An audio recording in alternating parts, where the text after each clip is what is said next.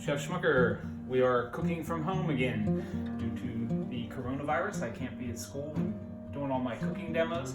So once again, my lovely wife Corey is helping with the video presentation, and hopefully this time she doesn't cut my head off.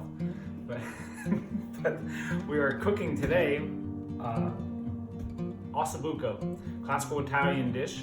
It's braised veal shanks. We have the recipe right in our international cooking book on page 129, and I'll be following that recipe, but also explaining that you don't have to follow a recipe exactly for this kind of meal or a lot of meals. The first step is to mix gremolata. Gremolata is a seasoning mix. It's fresh parsley, sage, rosemary, fresh minced garlic, and here I have lemon zest, which is the outer peel of the lemon, and we'll get all that together, mix that up nice, and that's ready to go in the dish. We have our veal shanks. A veal shank is the lower part of the leg on a very young cow.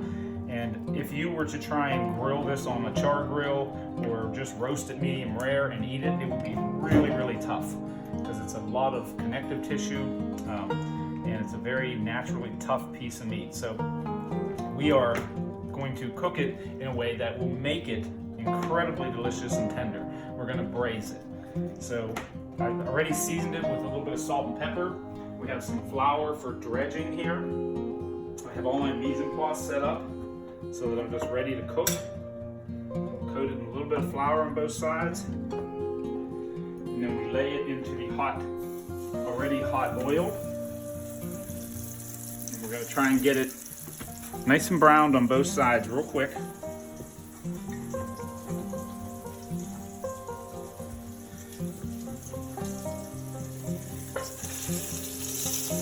when you're searing, you want to make sure that the oil is really hot so that it browns quickly and it's not cooking. So when you're searing, you're just looking for that caramelized color and that caramelized flavor. Caramelizing is when you change the carbohydrates into sugars. It adds some really nice color and flavor to a product.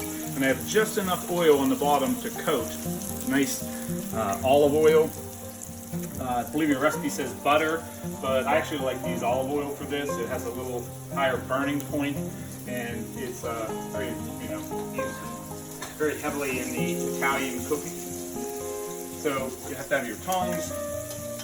We'll get this, just check it and see if we've got any color yet. We need a little bit more.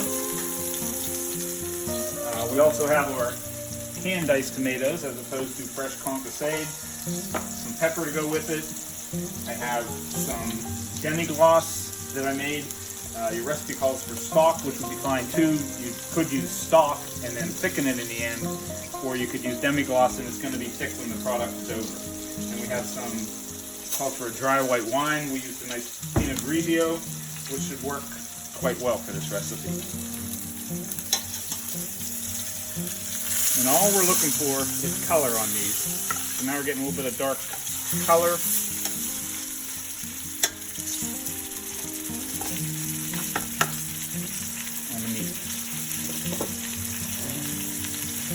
And since we're cooking at home, we have all this product here, we could even stick a lid on it for a second so that it doesn't get the mess grease everywhere. Get this back.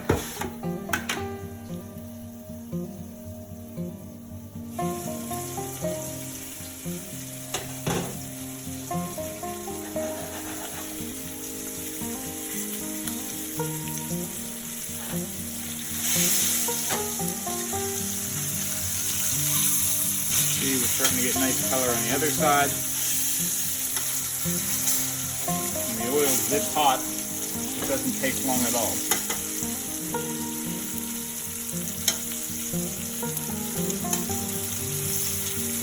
Now I'm going to take these out, transfer them over here, and pour off just a little bit of this excess oil.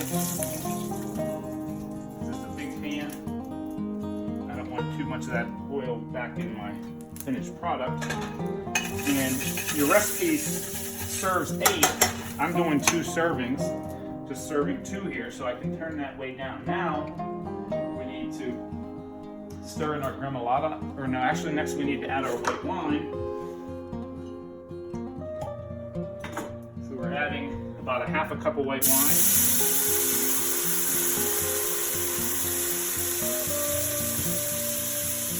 We want to deglaze that pan, which is removing the fond off the bottom, the caramelized proteins on the bottom of the pan.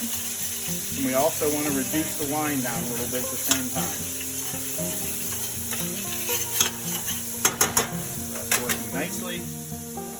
Then we're going to add in our gremolata items, stir it in. As we start to cook a little bit, we sweat the garlic.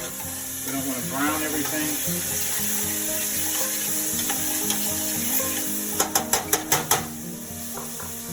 And I'm going to add the veal shanks back into the pan. I'm going to top it with the canned diced tomatoes. Mix those around a little bit.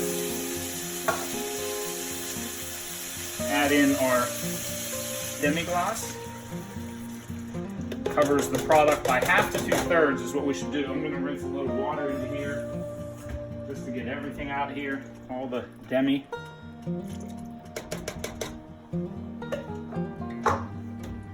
Then I'm going to add the little bit of pepper. This is still on a fairly high heat because I want to bring this to a simmer.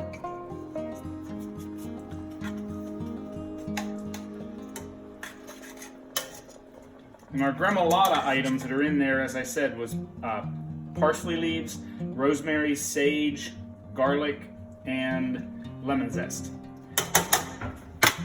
And now this is coming to a simmer, starting to bubble. So I could cover this with aluminum foil, or I have these bakeable lids that fit perfectly and tight seal over top of it. And then I'm going to turn this back off and set this in the oven, nice hot oven, 350. We have a convection oven, and we set that in, and we're going to cook this for about 6 hours, probably 4 to 6 hours. I'll pull it out occasionally and check it. We'll know it's done when it's fork tender. So there's no temperature reading needed because it's going to be way over 165 degrees or anything like that. So whenever I can pull it out and pull the meat apart easily, I know it's done. That's it. Okay, we're back. It's about 5.5 hours later, and we first put the stuff in the oven.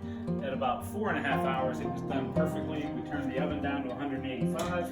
In the meantime, we made some glazed carrots that we had in the fridge we were munching on, but we turned them into some glazed carrots with some butter, brown sugar, and fresh honey. And over here we made some whipped potatoes, or Corey made some whipped potatoes, and some garlic and seasoning in them. And I put them in a piping bag. We're just gonna pipe those out. And I got a knife and cut this for plate up.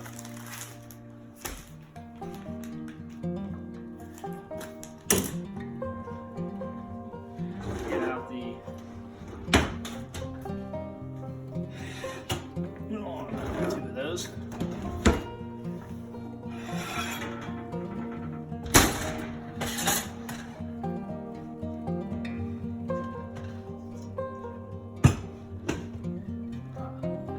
Good.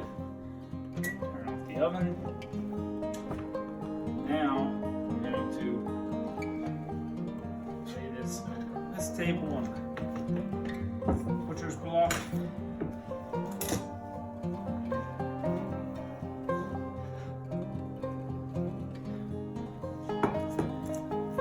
Everything we need. So Osso Buco.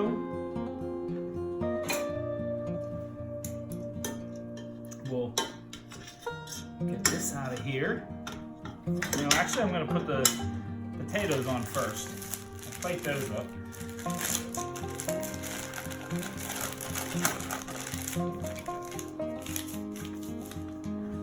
to make it look a little nicer.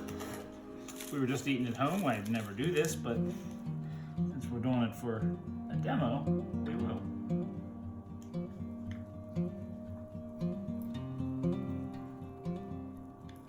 Do a nice little swirl on each plate. If we were doing a banquet for 300, we'd do this 300 times. Then I'll put the Osso Buco on next. Try and get it without the sauce. Ooh, this stuff is good. You can tell it's cooked perfectly. We're gonna have to get out a spatula to get it out. It's so tender that it's falling apart. When we put it in there, you couldn't have cut it hardly with a knife, and definitely not with just a fork. And now it's falling off the bone. In fact, a piece of that one did.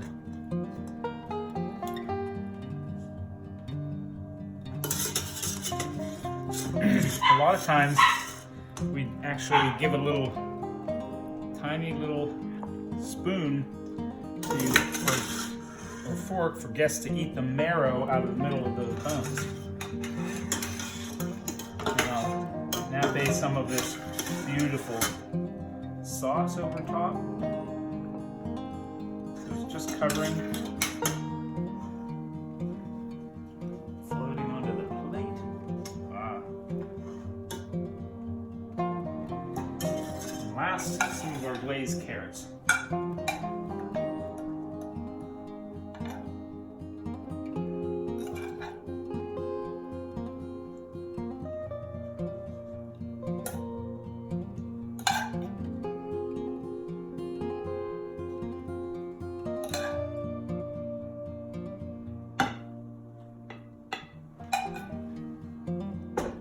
If we had some fresh chopped herbs or something, I would sprinkle that on top, or a whole bunch of different garnishes, which we don't have here at home.